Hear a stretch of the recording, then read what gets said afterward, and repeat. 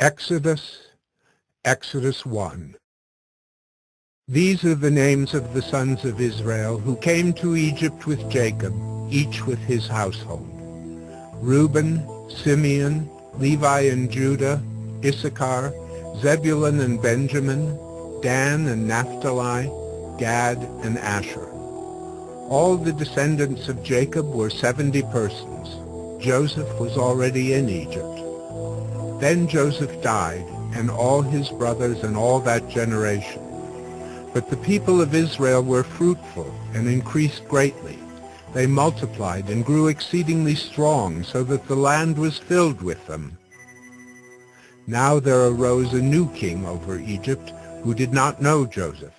And he said to his people, "Behold, the people of Israel are too many and too mighty for us. Come, let us deal shrewdly with them, lest they multiply, and if war breaks out, they join our enemies and fight against us and escape from the land." Therefore they set taskmasters over them to afflict them with heavy burdens. They built for Pharaoh store cities, Pithom and Raamses. But the more they were oppressed, the more they multiplied, and the more they spread abroad. And the Egyptians were in dread of the people of Israel. So they ruthlessly made the people of Israel work as slaves, and made their lives bitter with hard service, in mortar and brick, and in all kinds of work in the field. In all their work they ruthlessly made them work as slaves. Then the king of Egypt said to the Hebrew midwives, one of whom was named Shiphrah and the other Puah, "When you serve as midwife to the Hebrew women and see them on the birth stool, if it is a son, you shall kill him. But if it is a daughter, she shall live." But the midwives feared God and did not do as the king of Egypt commanded them, but let the male children live. So the king of Egypt called the midwives and said to them, "Why have you done this and let the male children live?" The midwives said to Pharaoh, "Because the Hebrew women are not like the Egyptian women, for they are vigorous and give birth before the midwife comes to them." So God dealt well with the midwives, and the people multiplied and grew very strong. And because the midwives feared God, he gave them families. Then Pharaoh commanded all his people, "Every son that is born to the Hebrews you shall cast into the Nile, but you shall let every daughter live."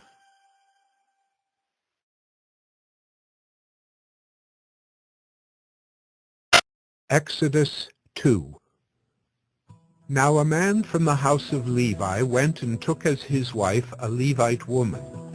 The woman conceived and bore a son, and when she saw that he was a fine child, she hid him 3 months. When she could hide him no longer, she took for him a basket made of bulrushes, and daubed it with bitumen and pitch. She put the child in it, and placed it among the reeds by the riverbank. And his sister stood at a distance to know what would be done to him. Now the daughter of Pharaoh came down to bathe at the river, while her young women walked beside the river. She saw the basket among the reeds and sent her servant woman, and she took it.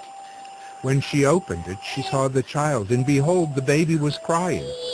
She took pity on him and said, "This is one of the Hebrews' children." Then his sister said to Pharaoh's daughter, "Shall I go and call you a nurse from the Hebrew women to nurse the child for you?" And Pharaoh's daughter said to her, "Go." So the girl went and called the child's mother. And Pharaoh's daughter said to her, "Take this child away and nurse him for me, and I will give you your wages." So the woman took the child and nursed him. When the child grew up, she brought him to Pharaoh's daughter, and he became her son. She named him Moses. "Because," she said, "I drew him out of the water."